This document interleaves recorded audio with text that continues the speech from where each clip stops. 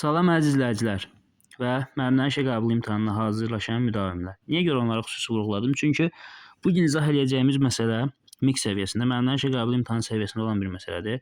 Çünki bu məsələnin içində həm məsafə var, həm yerin öz axı ətrafında fırlanma sürəti var, həm miqyas var, həm təhrif var. Yəni bu məsələnin içində yoxdur. Bizim klassik MİQ məsələlərimizdən biridir. 4-5 mövzunun qarışığından bir məsələ çıxarılır ortaya. Biz də bu məsələni həll etməyə çalışaq bərabər. Məsələmizdə deyir, səyyah şimal istiqamətində 6660 km hərəkət edib. Bu işarələdiklərimizi silək birinci. 6660 km hərəkət edib nə deməkdir? 111-ə bölürük bunu. Yəni nə qədər hərəkət edib? 60 dərəcə. Deməli, səyyah 60 dərəcə hərəkət edib. Deyir, onun çatdığı coğrafi enlikdə yer kürəsinin öz xəyali oxu ətrafında fırlanma sürəti 1,5 saata 1921,5 km-dir. Aha, biz nə başa düşdük burada? Bizə lazımdır 1 saatda nə qədərdir bu necə deyə fırlanma sürəti. Çünki 1 saata əsasən biz tapa bilərik hansı enlikdir. Amma bu bizə verib nə verib? 1,5 saat verib. 1,5 saata 1921,5 veribsə 1 saata nə qədərdir? Biz bölürük 1921,5-i 1,5-ə. Cavabımız olur 1281. Və biz hamımız bilirik ki, 1281 hansı paralelin dərəcə qiymətidir? Məşhur 40-cı paralel. Bunu necə tapırıq? 1281-i bölürük 15-ə, tapırıq 40 dərəcə. Deməli, 1281 40 dərəcəlik paralelin öz xəyali oxu ətrafında fırlanma sürətidir. Deməli, indi burada iki məsələ var. Bu 40 dərəcəlik paralel şimalda ola bilər, cənubda ola bilər. Bunu necə aydınlaşdırırıq? Əgər şimala doğru hərəkət eləyibsə, biz fərz eləyək ki, bu 40 dərəcə cənub enliyidir.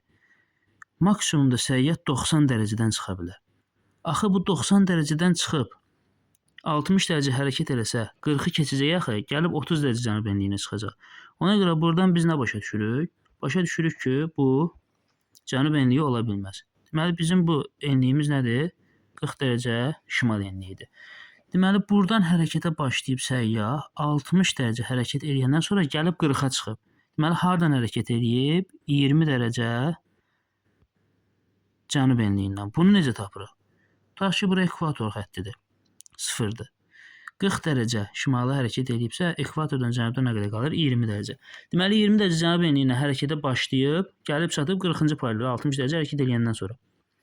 Deyir, onun hərəkətə başladığı, yəni 20 dərəcə cənub enliyi ilə ekvator arasında qalan ən qısa məsafə, onu necə tapırıq ən qısa məsafəni? 20 dərəcə top arasında. Vurur 1 dərəcəlik paralel meridian qoşsun uzunluğuna.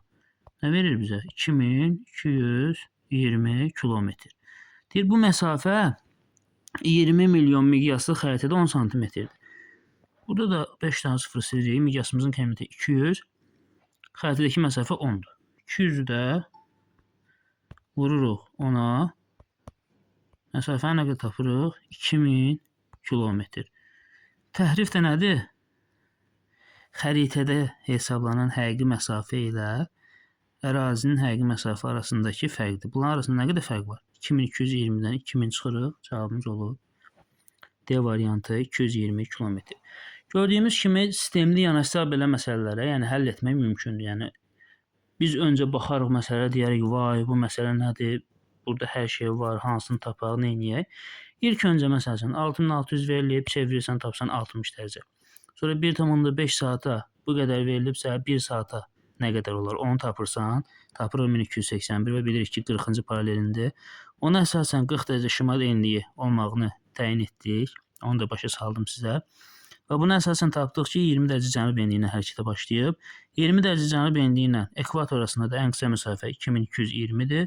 Xəritədə də verilən məsafə nə qədərdir? 2000-dir. Təhrif də onlar arasında fərq olduğuna görə 2220-dən 2000 çıxırıq. Cavabımız da qalır 2000.